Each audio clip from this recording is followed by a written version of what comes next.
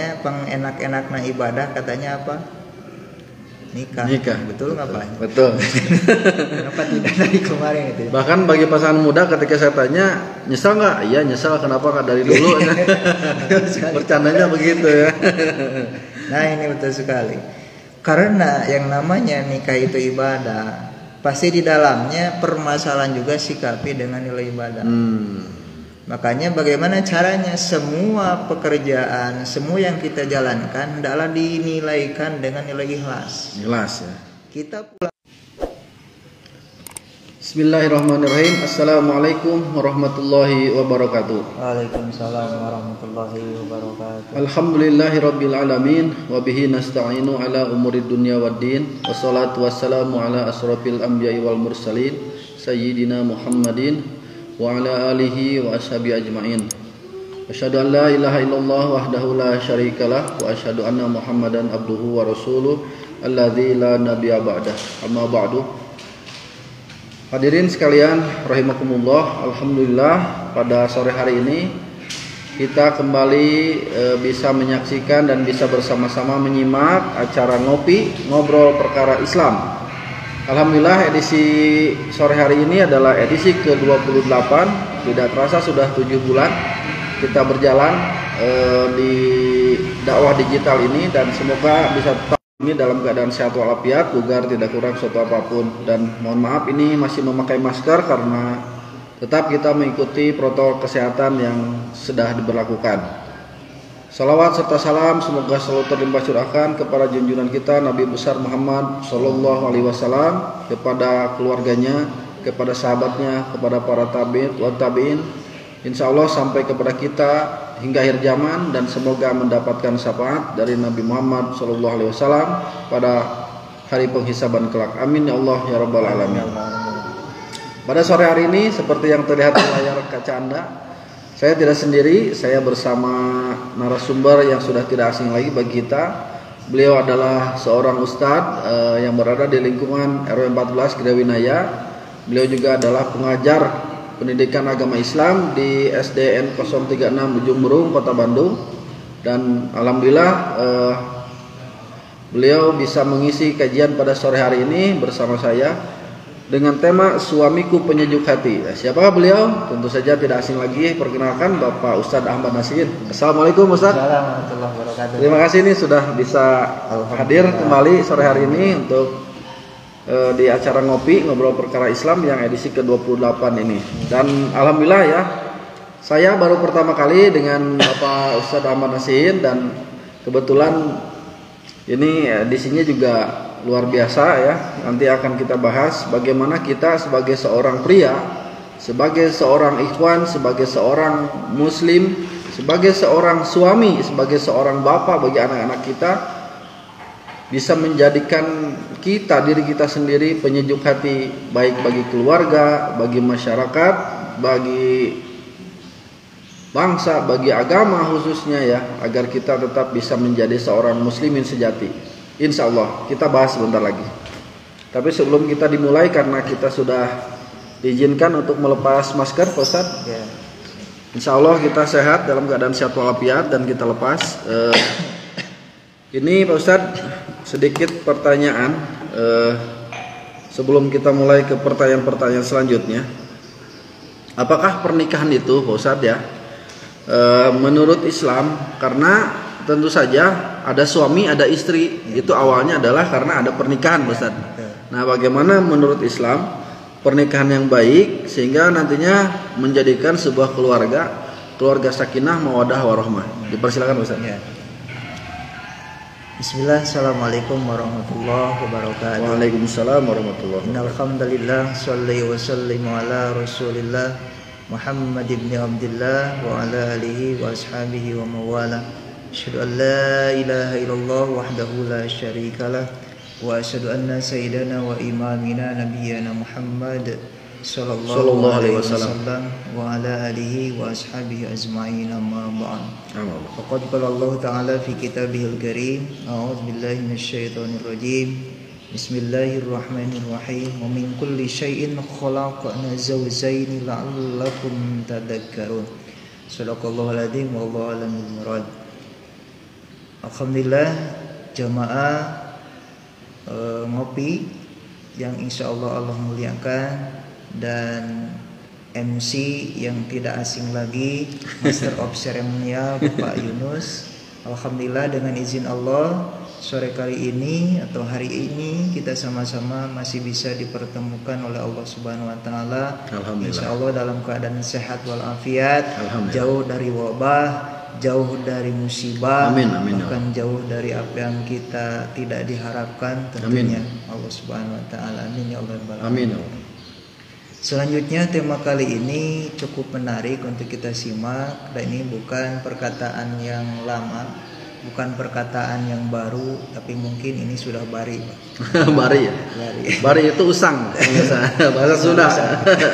Ini sudah lama, tapi ini sangat menarik karena kalau kita berbicara yang namanya rumah tangga. Betul, Pak Ustaz. Rumah tangga itu dua kata, rumah dan tangga. Rumah dan tangga ya. Artinya rumah itu kan tempat diam, tempat kita mencurahkan ketentraman, ketenangan, bahkan di situ juga ada nilai pendidikan, ada nilai-nilai yang sangat dalam untuk membina satu komponen keluarga. Karena keluarga itu terdiri dari seorang ayah, istri, dan anak.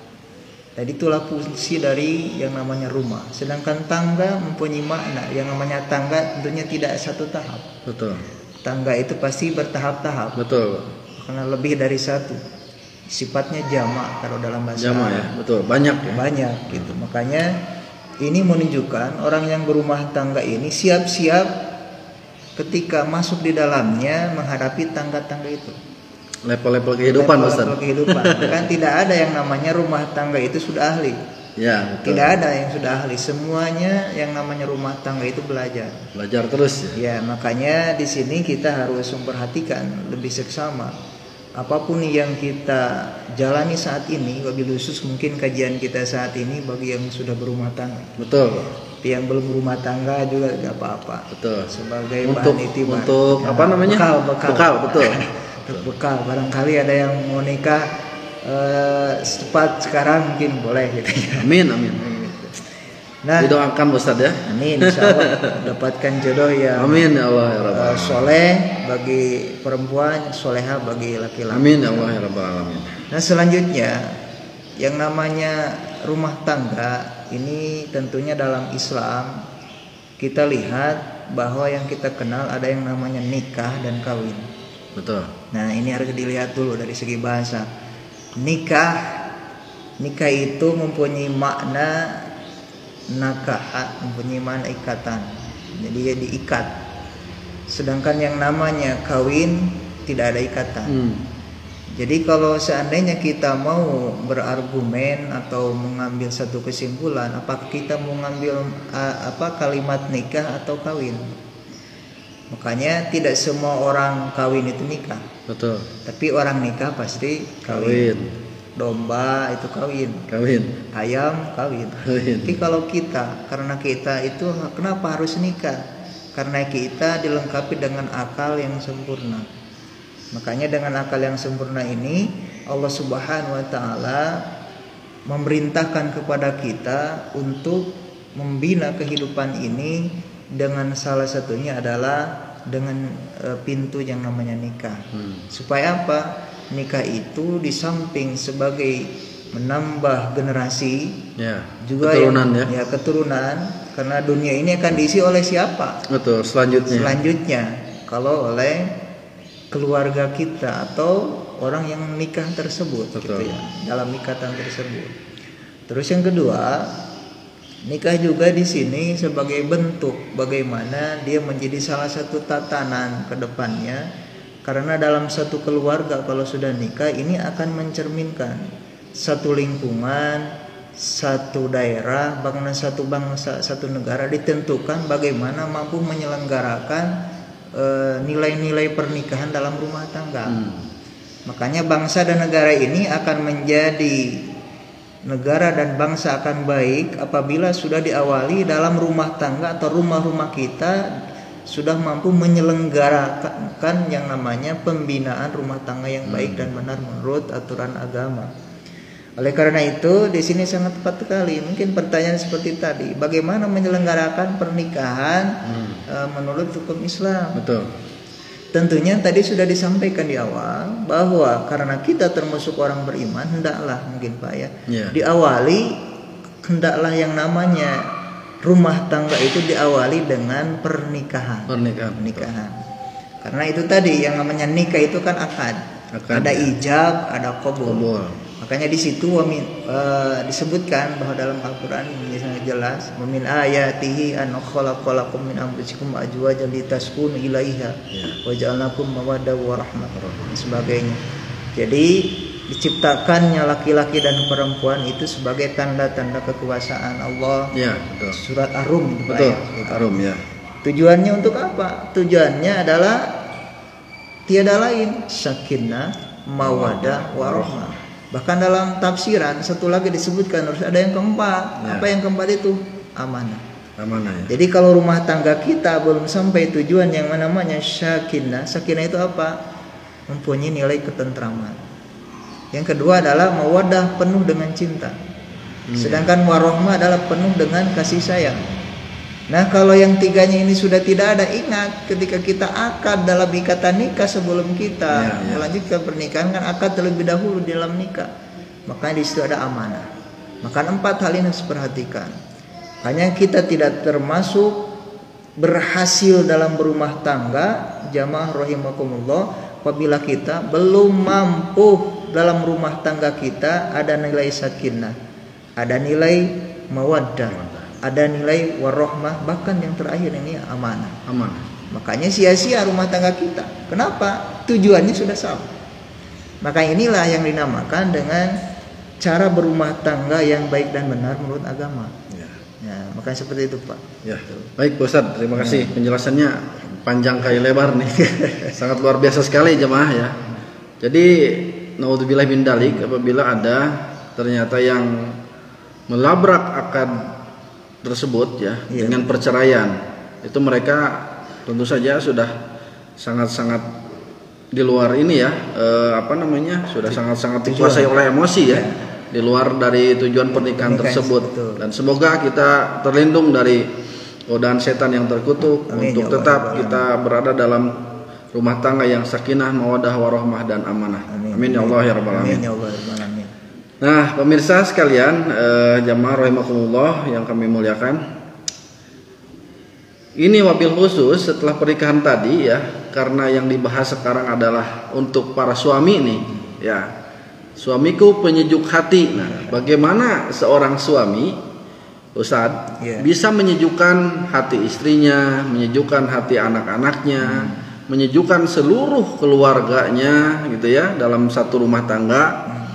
Nah, itu tentu saja tugas yang berat. Kita akan kupas satu-satu, akan tetapi tentu saja karena keterbatasan waktu tidak akan seluruhnya tercakup. Insya Allah intisarinya akan dapat, dan tentu saja kita akan simak hal ini setelah kita minum teh ini. Silakan Ustaz diminum dulu. Ya, bismillah. Assalamualaikum.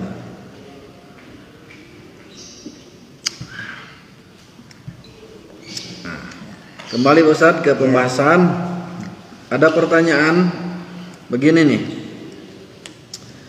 Bagaimana kita ketika yang sudah nikah nih ya, khususnya bagi pasangan muda begitu ya, karena di komplek kita banyak sekali pasangan muda dan kemudian meniti karir rumah tangganya di komplek kita ini dan seterusnya dan tentu saja tidak ada tertutup kemungkinan di komplek-komplek yang lain atau di perkampungan-perkampungan yang lain juga banyak sekali pasangan muda. Nah, bagaimana nih khususnya untuk kita suami gitu ya, bersikap sebagai kepala keluarga menurut Islam, Ustaz? Silakan, Ustaz. Ya, betul sekali. Inilah yang sangat penting bagi kita. Dikarenakan yang namanya rumah tangga itu diibaratkan sebuah kapal atau sebuah bus. Di situ kan akan ada supir, ada penumpang, bahkan mungkin yang lainnya ada di dalam. Makanya di sini diibaratkan suami itu sebagai driver, sebagai pengemudi, pengendali, nahkoda. Sedangkan sang istri itu adalah sebagai penyelenggara, mengkondisionalkan suasana. Makanya di sini kalau seandainya lihat suami sebagai pemimpin atau sebagai pengelola atau sebagai driver, ini sebagaimana gambarannya terdapat dalam surat At-Tahrim, ini ayat 74 misalnya. Ini Allah Subhanahu wa taala jelas menjelaskan kepada kita, a'udzubillahi minasyaitonirrajim, ya ayyuhalladzina amanu qu anfusakum wa ahlikum nar. Ini At-Tahrim ayat 6, Pak. Ayat 6 ya. Ayat 6. Allah Subhanahu wa taala menyampaikan kepada kita bahwa hai orang-orang yang beriman, jagalah dirimu, berarti kita. Betul. Terus keluargamu dari api neraka. Di situ ada kalimat yang harus kita perhatikan, sangat menarik. Ku anfusakum, di situ ada ku, diambil dari kata qoma yaqumu. Artinya berdiri. Jadi seorang suami ini harus menjadi seorang yang mampu mendirikan. Betul. Yang namanya mendirikan tentunya dari bawah sampai atas. Betul. Artinya di sini seorang suami mempunyai dua makna. Pertama, sebagai pemimpin keluarga. Terus yang kedua, menjadi pemimpin ibadah. Oleh karena itu, kalau berbicara masalah pemimpin, tentunya kita harus perhatikan juga bahwa yang namanya memimpin keluarga ini pada dasarnya sudah diatur dalam Al-Quran, sudah diatur dalam Al-Hadis. Bahkan kalau kita lihat doa yang sering kita panjatkan, yang sering kita mohonkan kepada Allah Subhanahu wa taala untuk keluarga kita dalam surat 74, itu surat apa? Surat Al-Furqan ayat 74 kalau insyaallah tidak salah ya. Di situ Allah Subhanahu wa taala menjelaskan kepada kita, Rabbana hablana min azwajina wa dzurriyyatina qurrata a'yun waj'alna lil muttaqina imama. Ya Allah, anugerahkan kepadaku, kepada keluargaku, anak cucuku, ini seperti itu. Untuk apa? Min azwajina wa dzurriyyatina qurrata a'yun, menjadi penyejuk ketika dilihat. Jadi gaduh, kalau kita mempunyai suami, istri dan anak harus bisa enak dilihat, baik paranginya maupun perilakunya. Itu maksudnya. Juga waja'alna lil muttaqina imama, jadikanlah kami sebagai imam. Imam itu adalah pemimpin. Makanya di sini Pak, yang namanya pemimpin bagi orang yang berumah tangga ini maknanya juga disebutkan ada dua, ya. Yang pertama di sini sebagaimana dalam hadis Rasulullah Shallallahu Alaihi Wasallam, kullu ra'iyatu an ra'iyah. Jadi yang namanya riayah di sini menunjukkan bahwa seorang pemimpin ini harus mempunyai dan bisa mengayomi, terus juga bisa melindungi, bahkan bisa mencukupi. Ini artinya, makanya ro'a di situ diambil di kata riayah. Mengayomi, terus juga bisa melindungi dan mencukupi. Ini jelas tafsirannya.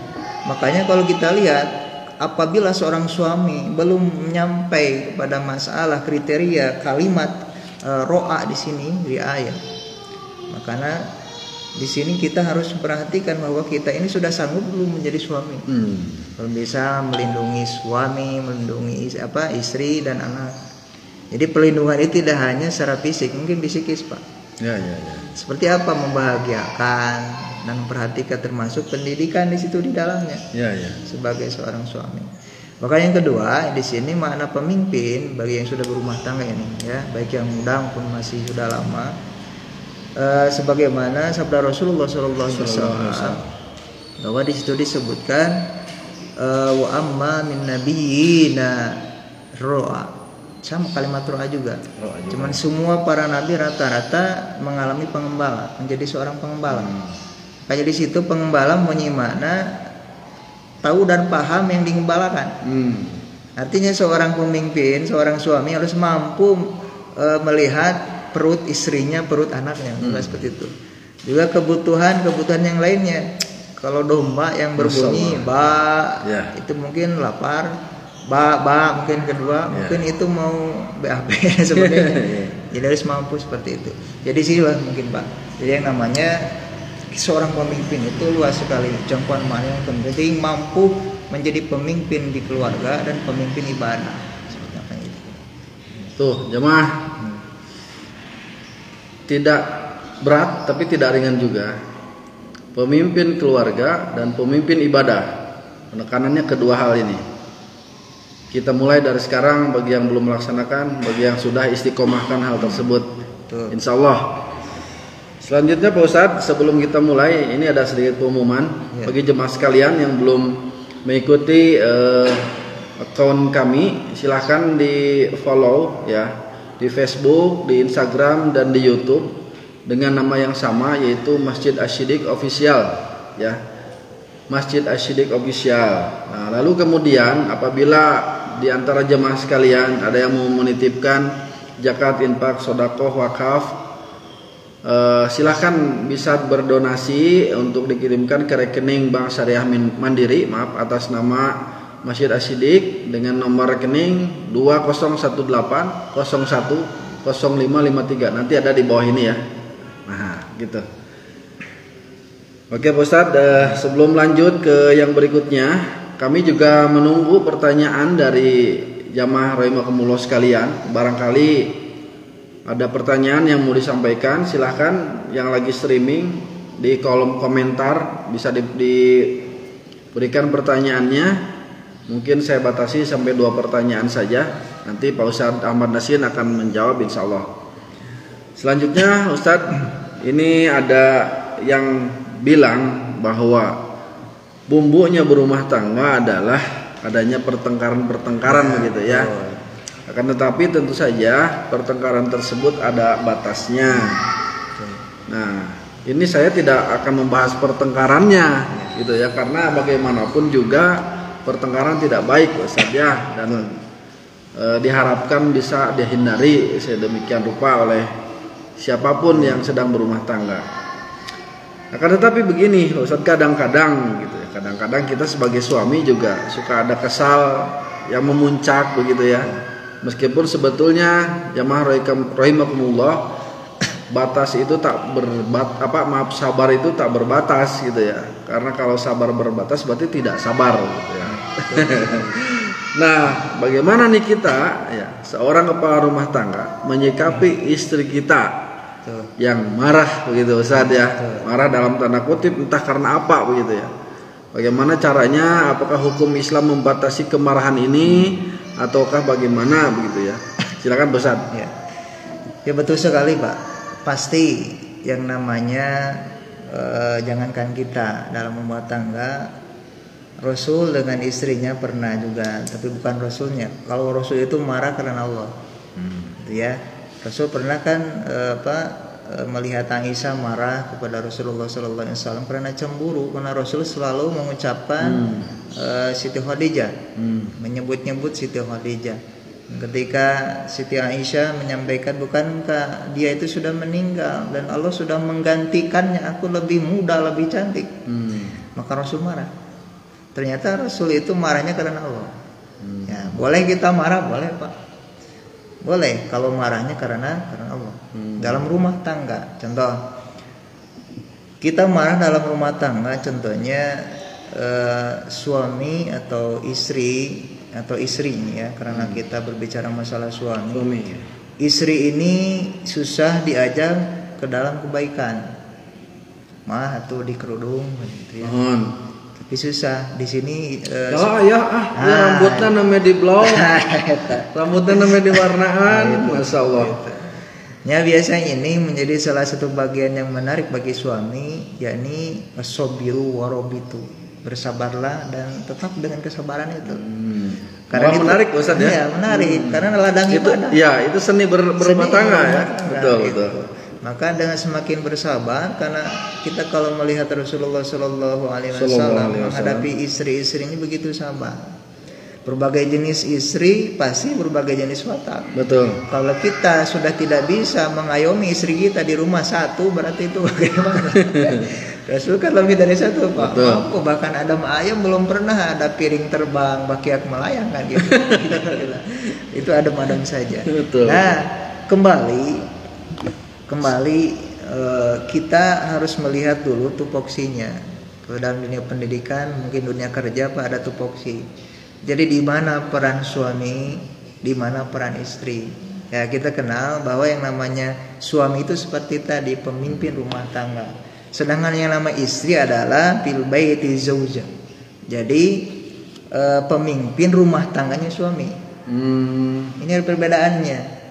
Jadi pemimpin rumah tangganya suami seperti apa?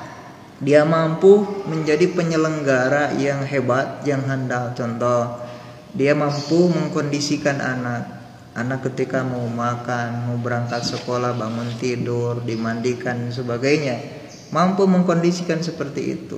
Sedangkan suami juga ini harus mampu memberikan tupoksi di rumah tangga. Jadi suami itu tidak hanya mencari nafkah sampai ke rumah. Ini supaya tidak terjadi miskomunikasi, Pak. Contohnya seperti apa? Usahakan pekerjaan yang berat-berat, yang kasar-kasar, tanggung jawabnya suami. Tetap ya. Ya, contohnya apa? Nyuci gak apa-apa. Iya. Rasul memberikan contoh sama. Jadi kalau mencuci pakaian, kalau kita ingin menambahkan nilai ibadah sebagai suami, ini tanggung jawabnya nggak apa-apa, mencuci sama suami itu kan. Jemaah. Istrika suami. Jangan gengsi Ustadz ya. Jangan. Rasul memberikan contoh. Contoh gitu ya. kan. Sunnah berarti bagi kita ya. Makanya insya Allah tidak akan terjadi pertengkaran lama. Bagaimana kalau seandainya biasa terjadi dengan hal yang sepele, mudah, karena memang rumah tangga ini tujuannya sakinah, mawaddah, warahmah. Kembalikanlah kepada tujuan Ya. kita, insya Allah seperti itu. Masya Allah, semakin menarik nih jamaah. Merinding saya karena tentu saja saya pribadi juga mungkin ya belum sampai ke arah sana, tetapi tetap kita harus istiqomah untuk selalu menjalankan apa-apa yang sudah dicontohkan oleh baginda Rasulullah SAW, sehingga menjadi ibadah sunnah bagi kita ketika kita mencontohnya, dan kita bisa istiqomah terus sehingga rumah tangga kita bisa tercapai sakinah mawaddah warahmah dan amanah tentu saja Ustaz. Amin ya Allah, amin. Dan ada pertanyaan nih dari pemirsa via streaming Facebook, cuma namanya nggak dicantumkan nih. Nggak apa-apa lah ya, yang penting pertanyaannya saja. Ustadz katanya, ketika kita sebagai suami nih pulang kerja ya malam-malam, makan macet, kadang hujan seperti sekarang musim hujan, capek tentu saja gitu. Nah kemudian lihat rumah berantakan, Ustaz, berantakan ya, istri malah leha-leha depan TV nonton sinetron yang lagi happening sekarang nih, yang lagi viral sekarang, atau sinetron apa ya? Banyak sinetron ya, malah santai-santai gitu, rumah tidak dibereskan katanya. Wajarkah jika kita marah gitu ya pada istri kita melihat kondisi rumah seperti kapal pecah tersebut? Nah, begitu Ustaz. Bagaimana sikap kita sebagai seorang suami? Ya, ini silakan Ustaz. Sekali. Ini sering terjadi, Pak. Betul. Hal sederhana, tetapi malah jadi fatal ya. Nah, kita lihat dalam Al-Qur'an, wa ma umiru liya'budullaha mukhlishina lahuddin. Ya. Jika Allah memerintahkan, bukankah nikah itu diperintahkan? Betul kan? Betul. Nikah itu diperintahkan. Makanya kalau kita nikah itu merupakan akan menjadi nilai ibadah. Makanya pengenak-enakna ibadah katanya apa? Nikah. Betul nggak Pak? Betul. Kenapa tidak dari kemarin itu? Bahkan bagi pasangan muda ketika saya tanya, nyesal nggak? Iya nyesal. Kenapa nggak dari dulu? Bercandanya begitu ya. Nah ini betul sekali. Karena yang namanya nikah itu ibadah, pasti di dalamnya permasalahan juga sikapi dengan nilai ibadah. Makanya bagaimana caranya semua pekerjaan, semua yang kita jalankan hendaklah dinilaikan dengan nilai ikhlas. Ikhlas ya. Kita pulang kerja pasti capek, siapa yang tidak capek pulang kerja. Kalau kita mau menambahkan nilai ibadah, ketika pulang ke rumah seperti barusan kapal pecah, bersyukurlah kepada Allah. Alhamdulillah ya Allah, Engkau sudah memberikan pahala ganjaran baru kepada saya dengan membereskan, itu kan jadi pahala. Betul. Jadi kalau tapi dengan ikhlas tidak akan capek. Akan jadi ibadah ya, ibadah ya. Makanya ikhlas itu tidak akan menjadi capek kalau kita jalani. Betul. Kan. Makanya pulang juga tidak akan menjadi masalah. Nah, kuatnya nih bapak-bapak sekalian seperti itu ya. Insya Allah. Harus, insya Allah harus. Ya. Modalnya ikhlas lah. Betul. Jangan disikapi malah dengan marah-marah, tetapi ikhlaskan, itu adalah akan menjadi nilai ibadah bagi kita. Karena ada pekerjaan baru dan kita sikapi dengan ikhlas, begitu Ustaz ya. Betul. Nah, kemudian nih kita tunggu lagi pertanyaan selanjutnya. Lanjutkan Ustaz. Ya. Oleh karena itu ini cukup menarik ya. Ini sering terjadi. Terkadang ada juga suami pulang ke rumah kan mau makan, belum tersedia di meja makan. Ujung-ujung ayah sangu, cai herang kita ya. Masya Allah. Jadi itu ada seperti itu. Padahal itu adab seorang istri ya. Iya, makanya itu tadi tugas istri kan fil baitu zawja. Betul. Jadi pemimpin di rumah tangannya suami. Jadi ibaratnya jamaah sekalian, suami itu adalah owner perusahaan gitu ya. Betul. Nah, istri adalah manajer perusahaan ya. Betul sekali. Manajer operasional ibaratnya gitu ya. Betul. Yang harus menyediakan apapun yang dibutuhkan oleh seorang owner gitu. Nah, betul sekali. Makanya kalau diibaratkan Ustaz ya. Betul. Makanya kalau tupoksi ini berjalan, tidak akan terjadi yang namanya kapal pecah. Nah, tidak akan terjadi pertumpahan. Tidak akan terjadi ada ini ya. Kemarahan tidak ada. Ada piring terbang. Masya Allah. Semakin menarik pemirsa sekalian, jamaah sekalian, dan ada pertanyaan terakhir nih dari netizen juga ya, atau jamaah sekalian yang sedang menyimak di jalur streaming Facebook Masjid Asy-Siddiq Official. Terakhir nih Pak Ustadz, kita sebagai suami adalah learning by doing-nya anak-anak kita ya. Jadi apa yang kita lakukan, katanya kata pakar psikolog anak nih ya, apa yang anak-anak kita lakukan adalah mencontoh dari role modelnya. Role modelnya itu siapa? Kita, orang tua kita, terutama bapaknya sebagai jagoannya mereka gitu ya. Kalau anak perempuan mungkin ada ke ibunya, tapi tetap dia juga berkaca kepada, bahkan suka terbalik kadang-kadang. Anak cowok itu, anak laki-laki itu suka dekat ke ibunya, nah anak perempuan suka dekat ke bapaknya gitu ya. Bahkan ada juga yang memang anak laki-laki ke bapaknya, ibunya, bahkan ada yang semuanya luber dalam satu keluarga itu yang macam-macam gitu ya. Nah, bagaimana kita nih sebagai seorang suami yang baik bisa menyejukkan hati anak-anak kita, menjadi contoh yang baik juga bagi mereka, sehingga anak-anak kita juga tumbuh menjadi anak-anak yang soleh ataupun solehah gitu ya. Secara keislamannya dapat, kemudian keilmuan yang sedang dia pelajari juga pinter-pinter dan sebagainya. Pokoknya keluarga yang ideal aja Pak Ustadz. Nah, bagaimana cara mencapai hal seperti itu? Betul sekali. Hadis Rasulullah Sallallahu Alaihi Wasallam. Muladun ala fitrah fa abawahu aw yuhabidanisi aw yubanisanihi aw yuhawidanihi. Jadi segala anak atau anak dilahirkan dalam keadaan suci, tergantung orang tua.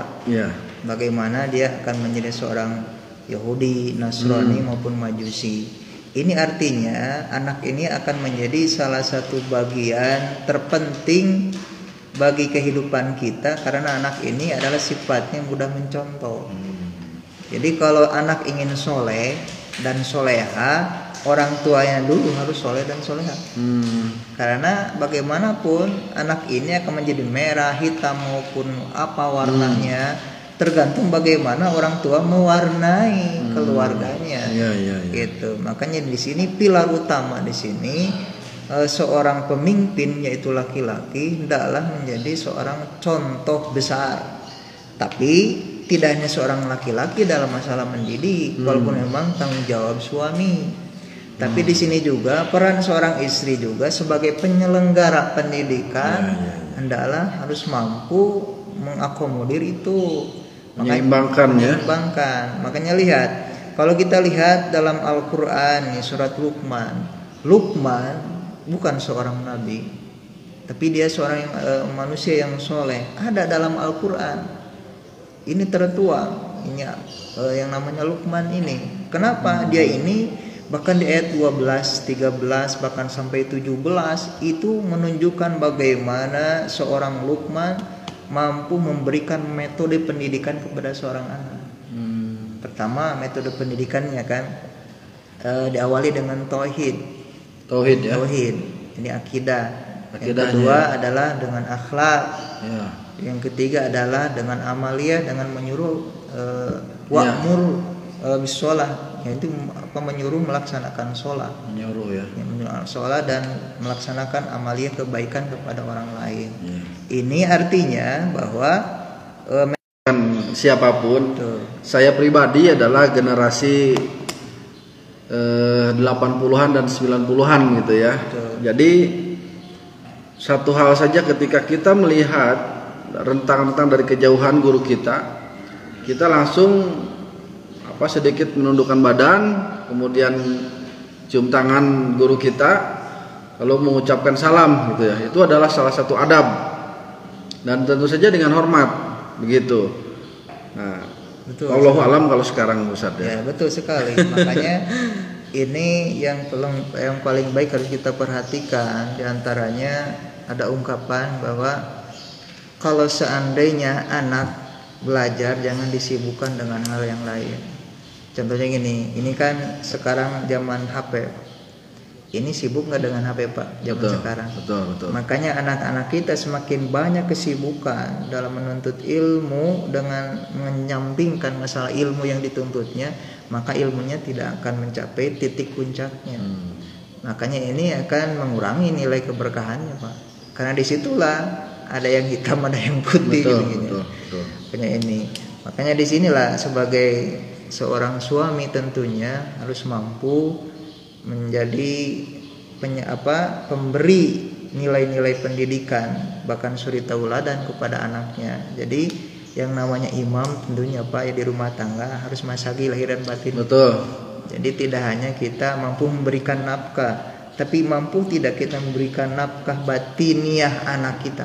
Dan itu harus dipelajari. Harus. Makanya diwajibkan untuk mencari ilmu minal mahdi ilal lahdi. Betul. Dari mulai bayi sampai meninggal dunia. Betul. Kewajiban bagi seorang orang tua. Jadi kalau sudah nikah, dan saya sudah nikah berhenti mencari ilmu tidak. Santuy ya. Aduh sangat salah sekali ya Ustaz ya. Baik Ustaz.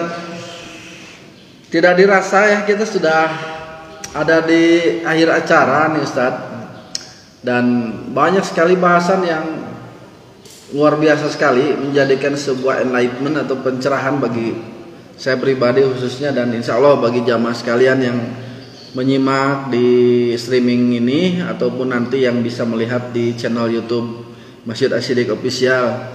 Mudah-mudahan ada berkah manfaatnya bagi kita sekalian, khususnya kepala keluarga yang ada di lingkungan RW 14 ataupun siapapun kepala keluarga yang menonton acara ini. Ya, amin. Terakhir Ustadz, sebelum kesimpulan, ini bahwasannya akhir-akhir ini kita sebagai umat Islam khususnya ya disedihkan oleh banyak sekali ulama-ulama besar yang meninggal dunia Ustaz. Dan untuk itu bagaimana kita sebagai kepala keluarga menyikapinya, dan apakah salah apabila kita sebagai kepala keluarga kemudian melepaskan anak kita untuk minimal disimpanlah anak kita di sebuah pesantren agar tidak terjerumus ke dalam sebuah hal hitam putih tadi yang Ustadz sampaikan. Karena tentu saja balik lagi ke masalah banyak sekali ulama-ulama yang meninggal dunia. Seperti yang tadi Ustadz bilang, Ustadz sampaikan di awal, bahwasannya adalah keturunan kita adalah penerus untuk agama kita, gitu Ustadz ya. Dan salah satu cara mungkin adalah menyekolahkan atau memberikan pendidikan Islam di pesantren tersebut. Ya. Ini sedikit cerita saja Ustadz, bahwasannya teman saya juga sama seperti itu Ustadz. Sudah mulai jengah dengan kelakuan anak-anaknya yang tidak sekolah selama setahun ini karena pandemi. Kemudian mereka malah asik ke telepon selulernya mereka gitu ya, yang harusnya hanya untuk keperluan daring saja gitu ya, atau belajar secara online internet itu. Akhirnya dia berkeputusan untuk udahlah saya mau pesantrenkan anak-anak saya, meskipun dengan berat hati karena masih kelas 6 SD dan sekarang mau masuk ke 1 SMP atau generasi SMP-nya mau dipesantrenkan. Nah, bagaimana itu Ustaz?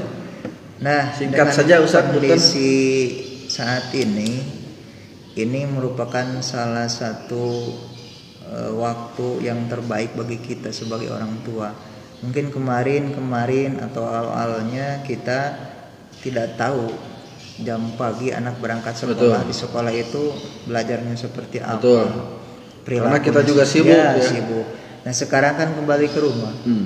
Makanya ada kesempatan bagi kita mendidik anak di rumah dengan sebaik-baiknya. Kalau kita mempunyai kemampuan ilmunya, didik mereka, perhatikan wudunya, perhatikan sholatnya, perhatikan bacaan Qur'annya, itu kan, sampai kita mampu melihat keberadaan anak kita ini sudah benar ini. Dan minimal seperti kita sebagai orang tuanya.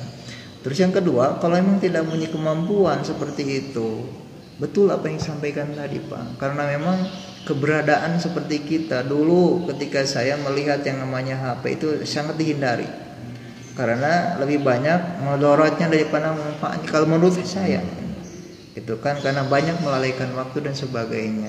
Nah bagi kita tentunya betul, kalau merasa diri tidak mampu atau kurang mampu mengkondisikan anak, mengisi lahir dan batinnya di kondisi saat ini Pak, alangkah baiknya betul kirimlah mereka ke pesantren, karena di pesantren dia akan melihat yang namanya pendidikan yang betul-betul al-ilmul hal. Ilmul hal itu adalah pendidikan agama yang utama. Karena kita diperintah untuk mendidik anak itu yang pertama al-ilmul hal, itu dulu aja. Setelah itu baru ilmu yang lain. Di pesantren ada insya Allah.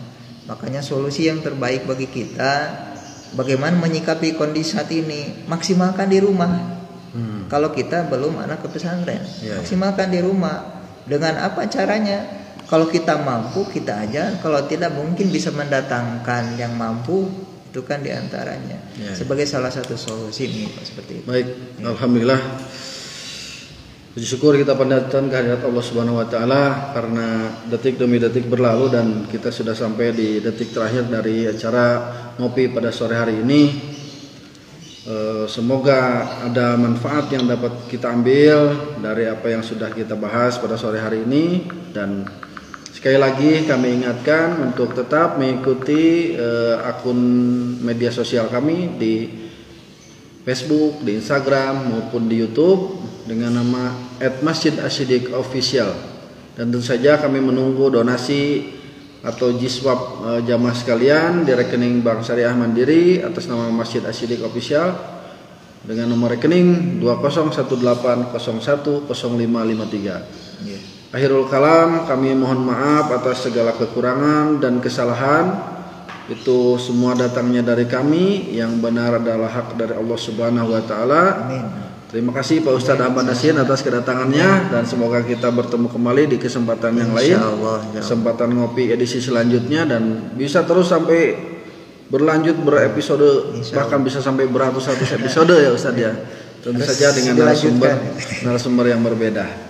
Dan terima kasih sekali lagi jamaah rahimakumullah atas perhatian Anda untuk acara ini. Kami tetap mohon doa, dukungan dan supportnya agar acara ini bisa tetap berjalan sebagaimana mestinya. Amin. Akhirul kalam, sekali lagi kami ucapkan terima kasih. Jazakumullah khairan katsiran. Akhiri kita dengan doa akhir majlis. Subhanakallahumma wa bihamdika asyhadu an la ilaha illa anta astaghfiruka wa atubu ilaik. Wabillahi taufiq wal hidayah wa ridha wal inayah. Wassalamualaikum warahmatullahi wabarakatuh. Waalaikumsalam warahmatullahi wabarakatuh.